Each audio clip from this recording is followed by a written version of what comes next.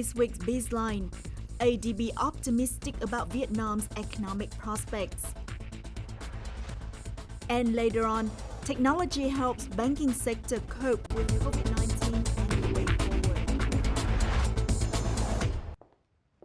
Hello there, you're tuning into Bizline, our weekly economic journal on VTV International.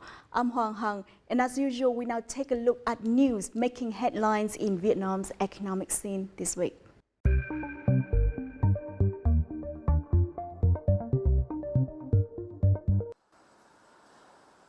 The Asian Development Bank, or ADB, has revised Vietnam 2021 GDP growth forecast from 6.7% down to 3.8% due to the resurgence of the COVID-19 pandemic that has tightened the labor market, lowered industrial output, and disrupted agricultural value chains. The information was given in a report released by the bank on the 22nd of September.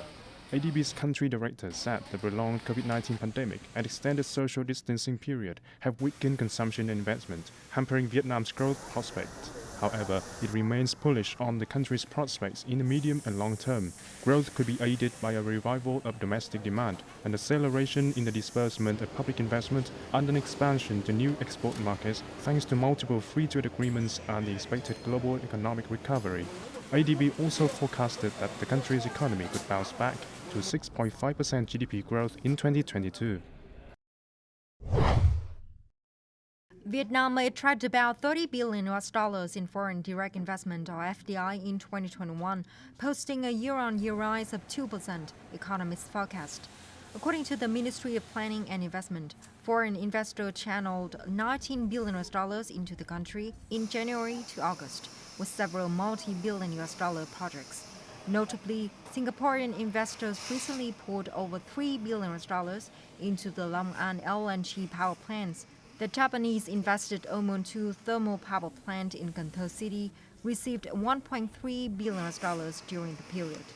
The LG display project in Haiphong has also received additional investment twice this year, with $750 million in February and $1.4 billion in August.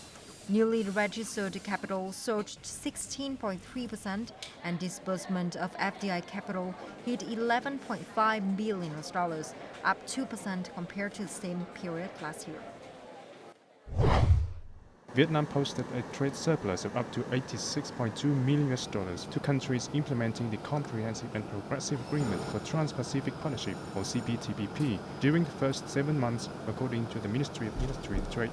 Vietnam's export to 8 out of 10 CPTPP markets have increased sharply since the beginning of the year. A number of key export items, including machinery and equipment, spare parts, and phones and components, saw strong export growth.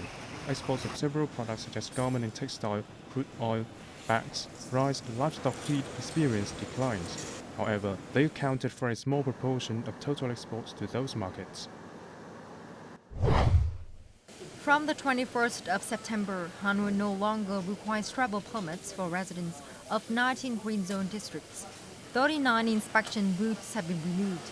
Experts believe that 5 districts of Long Biên, Gia Lâm, Đông Anh, Sóc Sơn, and Mê Linh, which are considered important economic zones due to their high density of factories, will benefit from the loosening of social restrictions, creating recovery opportunities for businesses. Many firms, however, are concerned about the labor shortage after resuming operations. Experts have proposed that instead of a 14-day quarantine, workers should only need a test negative for COVID-19 before traveling between provinces for work, especially in provinces that have agricultural and fishery production lines.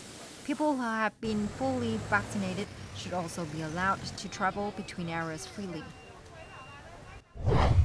Vietnam ranks 44th out of 132 countries and territories in the Global Innovation Index 2021, published on Monday by the World Intellectual Property Organization, or WIPO, while North America and Europe continue to lead the global innovation landscape as regions by far. The innovation performances of Southeast Asia, East Asia, and Oceania have been the most dynamic in the past decade. According to WIPO, along with Turkey, India, and the Philippines, Vietnam is catching up and changing the innovation landscape. The index shows that governments and enterprises in many parts of the world have scaled up investments in innovation amid the massive human and economic toll of the COVID-19 pandemic in order to overcome the pandemic and ensure post-pandemic economic growth. Those are some highlights in Vietnam's economic scene. Up next, we will look into how technology helps the banking sector cope with COVID-19 and the way forward in our crosstalk.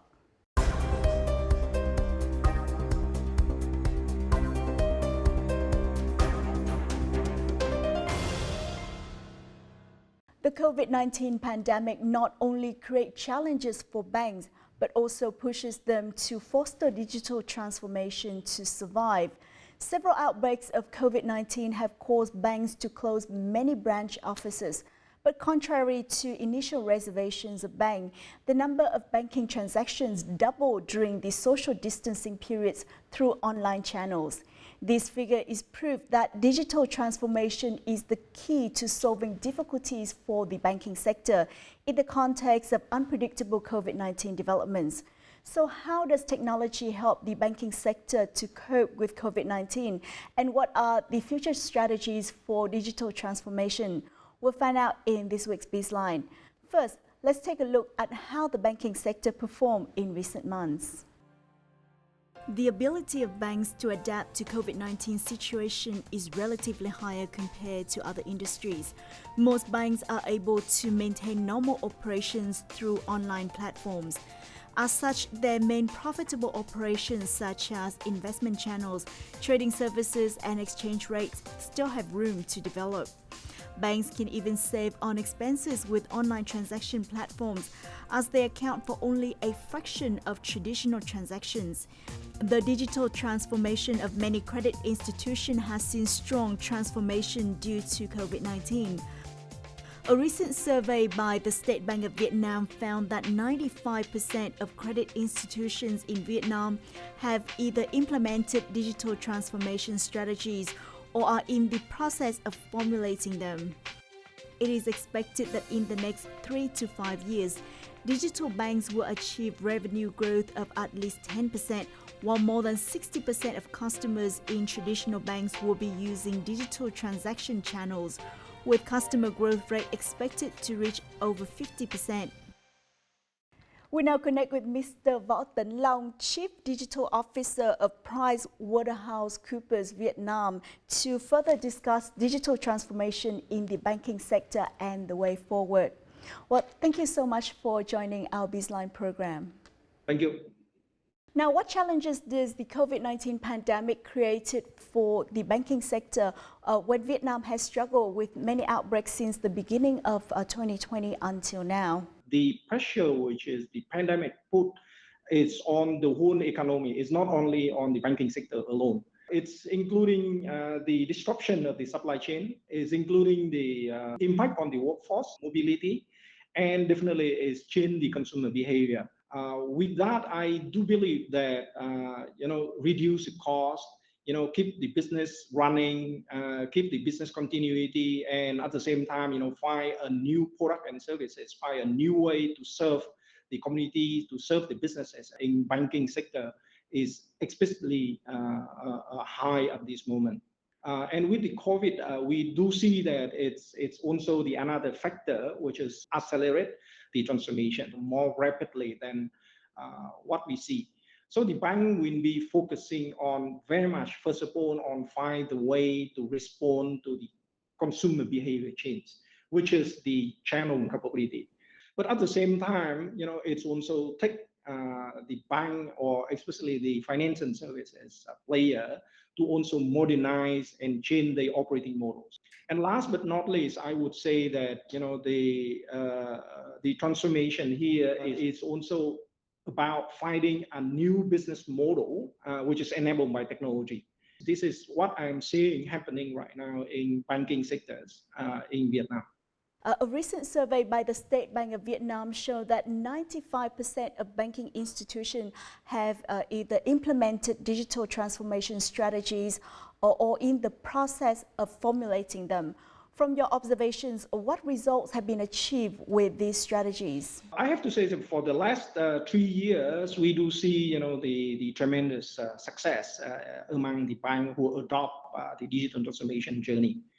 First of all, if you look at the transactions being processed on the digital channels. I think this is the numbers. The transaction increased 100%, 180%. During the first wave of the COVID hit, and recently in one of the banking conference, one of the commercial banks shared that the numbers of the customer they are able to serve on the digital channels increased few times, starting from few million customer up to the ambition of tens million of customer this year. So I have to say that in terms of digital capability for the channel to serve the customer, most of the bank who adopt on this digital transformation journey were very successful, right? So for most of those banks who really have a strong capability, more than 90% of the transaction, especially in terms of payment, right, is already done on that digital channel. This is still very, I would say, in early stage. Most of the banking product and services serving right now on digital channels are actually traditional banking and product and services. So probably the banking sector will take some time to really coming up with a new model where they can serve the new consumer demand with the new product and services.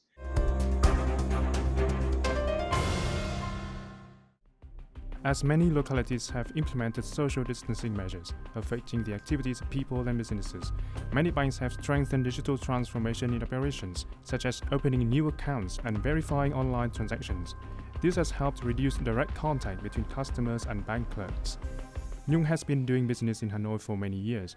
During the city's social distancing period, after learning that she could open a bank account without having to go directly to the bank, she was able to successfully open an account so she could transfer money to her family in her hometown, as well as to conduct payments for her business. Mở thì cũng rất đơn giản, chỉ cần có căn cước công dân và nhận diện khuôn mặt qua điện thoại. Thế khi mà mở thành công rồi thì tôi có thể chuyển khoản miễn phí. Ví dụ như trước đây thì khi cần mua bất cứ một cái sản phẩm gì ấy, thì tôi phải đến tận nơi và tôi phải thanh toán bằng tiền mặt chẳng hạn. Thì bây giờ tôi có thể chuyển khoản. For accounts opened online, customers can perform transactions of up to 100 million Vietnam dong or nearly $4,400 per month and even extend the limit. To enhance the security of accounts, banks are applying advanced technological solutions in data collation. Phương thức mở tài khoản trực tuyến này thì được Agribank áp dụng đa dạng các cái công nghệ trí tuệ nhân tạo hiện đại và hỗ trợ cho khách hàng trong việc là mở giao dịch an toàn. According to experts, expanding the market share and customer range are key factors for banks to gain an advantage in attracting capital during this period. Tiền kỹ thuật số đang phát triển rất là mạnh, rất nhiều giao dịch xuyên biên giới đã và đang diễn ra. Nếu như chúng ta mà không sớm triển khai tốt dịch vụ ngân hàng số như thế này thì chúng ta cũng sẽ bỏ lỡ nhiều cơ hội trong bối cảnh hội nhập nó rất là sâu rộng. Since the beginning of the year, the value of banking transactions via smartphones has increased by about 120% over the same period last year. This is thanks to the inevitable trend of digital transformation, especially in the context of social distancing being imposed in many localities nationwide.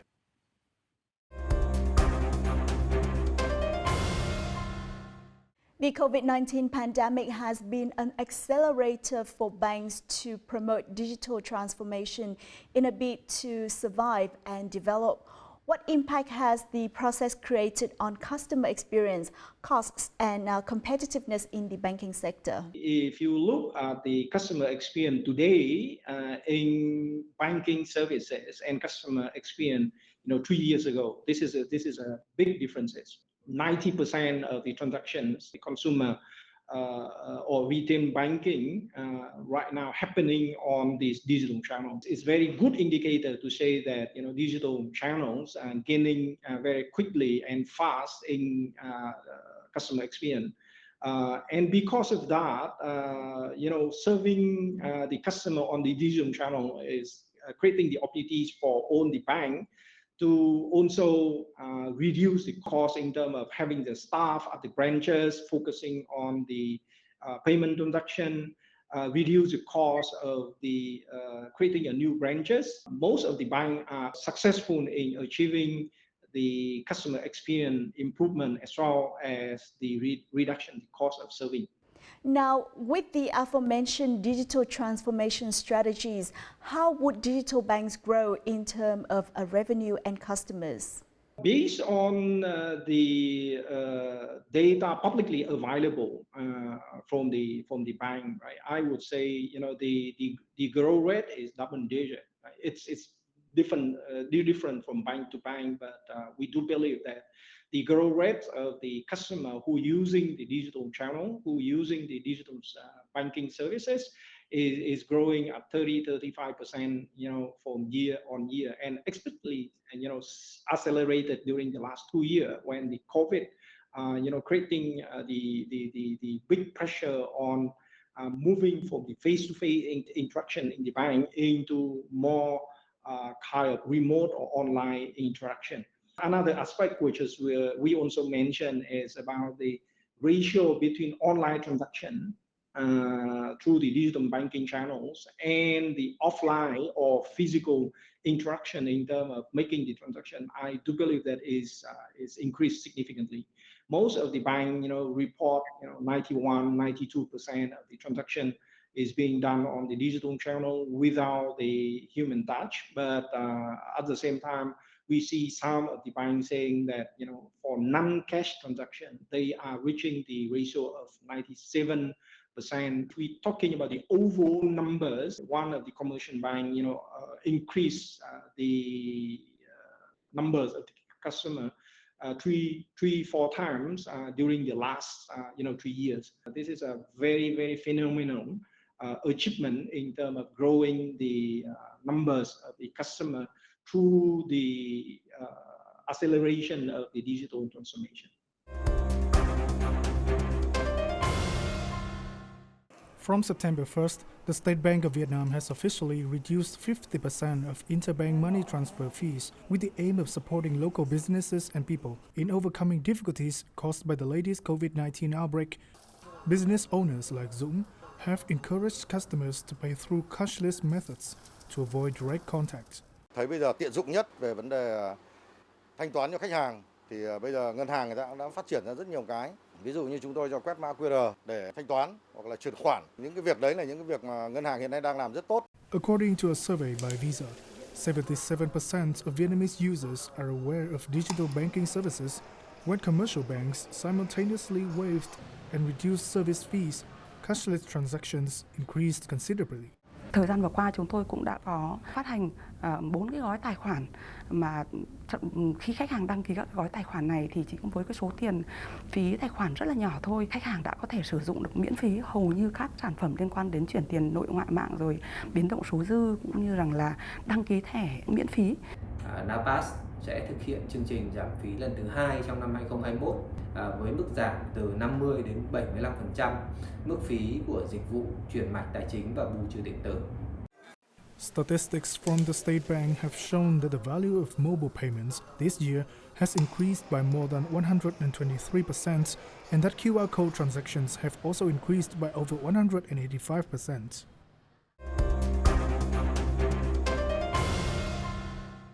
From September the 1st, the State Bank of Vietnam has officially reduced 50% of interbank money transfer fees. As such, commercial banks can reduce service fee to support people and businesses. What impacts will this reduction have on online transactions, especially in the current period of a limited face-to-face interaction? I think this is a very good news for banking sectors, both from the bank as well as from the customer standpoint, right? So reduction in the bank payment fee will help the bank to reduce the cost of the payment transaction, which has become very, very large number right now. So if we talk about millions of the transaction a day, then this is a huge saving for the bank in terms of cost of serving for the client. And sometimes reduction in the cost of serving will translate into more financial benefit for the consumer or for the customer when they use the banking services. But I would like to also emphasize that in order for us to complete the transformation journey in banking sector, it's not only about the payment services. It's also about the other services, which is we also need the regulatory support and as well as the bank to open up the new banking product and services. So I would urge that beside the payment services, there are other services which is probably might need the bank focus as well as the regulatory and state bank support to be more popular and then accessible for the businesses and for the consumer. Digital transformation at Vietnamese banks is still partial and the technology infrastructure is inadequate to keep up with the speed of digital technology application. Is this the biggest challenge to hinder the banking industry transformation in the near future? You know, there's few things which is the bank need to focus at this moment. First of all is to build truly third generation architecture to support the digital transformation. That architecture should allow not only to have very flexible product and services design and support and processing, but also provide the capability to integrate new services into the new channels, to integrate not only within the applications within the bank, but also between the bank and also the other enterprises. And last but not least, to have the core banking system transformed so they can serve the new product and services in very flexible and rapid way. Now is another time for the bank to look at their core banking system to really answer the question whether my core banking system providing enough capability for me to transform at the pace and at the speed which is market required. Not just individual users, but even businesses can open online accounts through the eKYC electronic identification system. This business does not need to go to the bank anymore. Now it only needs to send in filled up forms and it will be able to open an account for transactions. Tiết kiệm thời gian rất là nhiều. Ví dụ như là ngày xưa mình có ra ngân hàng mình mở thì có thể mất thời gian một ngày, tại vì thứ nhất là ngân hàng đông, thứ hai là thời gian chờ đợi rất là lâu. Còn bây giờ mình mở online này thì chỉ cần thao tác, chỉ cần trong vòng 15 phút là xong. This business can disburse part of the overdraft of loans online with up to 500 million Vietnamese dong. This solution supports small businesses with low capital in the context of difficulties due to COVID-19. Dùng thấu chi những cái này thì mình không cần phải ra tay dùng làm hồ sơ, mang ra ngân hàng phức tạp như các ngân hàng khác. Và mình có thể sử dụng dòng tiền trước. Sau khi sử dụng dòng tiền xong mình có dòng tiền về mình hoàn thấu chi vào và mình hoàn thiện hồ sơ xong. The digital banking race has been quite active in Vietnam in recent times. Thanks to digitization, banking services are present in every aspect of life and industry. However, despite these challenges, the banking sector still faces many challenges in digital transformation and building a digital banking ecosystem in accordance with the strategy of the Prime Minister and the banking sector. What factors do banks need to focus on to successfully develop a digital banking ecosystem? Probably 70-80% of the bank, when they talk about digital transformation, they are focusing on channel. Product and services innovation are not really strong in this area. So finding a new business model, especially the new product and services to address the specific customer segmentation is the start of the journey to build the ecosystem. When you look at the ecosystem, you look at very specific customer segmentation with very specific needs, and to answer the question how to address that needs with banking services and combine those banking services with non-financial services. Product and value proposition is the first step to look to visualize, I would say, the ecosystem which is you are going to build. This will be a new focus for banking sector in the next 1 or 2 years. On the other hand, what support does the banking industry need from the government in terms of legal framework and technical infrastructure to promote digital transformation in the coming time? execute the KYC online without face-to-face and without the need of the wet ink signature. I think this is one of the achievements in terms of regulatory support for the banks. But going further, we are looking for even more wider spread the services and to reach to the customer in the remote area. So agency banking is another piece of the regulation which is we would like to see happening the sooner the better. Talking about digital transformation, it's also about the possibility to apply different technology and innovation into their business model. So the business innovation would not be possible without a framework from the regulator, which is first of all support in very much early stage of that innovation. So here we talk about the possibility of the regulatory sandbox, allowing the banks and the businesses to experiment the new banking services which has never been in the economy before.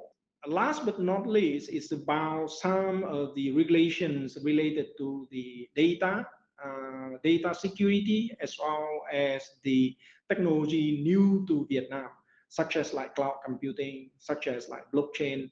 Probably in Vietnam, we still need some guidance as well as the very specific discussion between the regulators, between the State Bank of Vietnam with the banks, to open up those technology into the and introduce it into the banking services. Once again, thank you so much for joining our program. Thank you. Amid the COVID-19 pandemic, digital transformation is no longer an option, but a critical need for all businesses and sectors. The pandemic forces businesses to transform from traditional to new economic models with the application of new technologies. As such, the banking sector's push toward digital banking is in line with global trends and the State Bank's policy of promoting cashless payments. It will help the banking industry grow and provide new convenience for customers. And on that note, we wrap up this edition of Bizline. To rewatch our program, please log on to our website at vtv4.vtv.vn or simply download our app VTV Go from App Store and Google Play for a lot more. Thank you for watching and see you next time.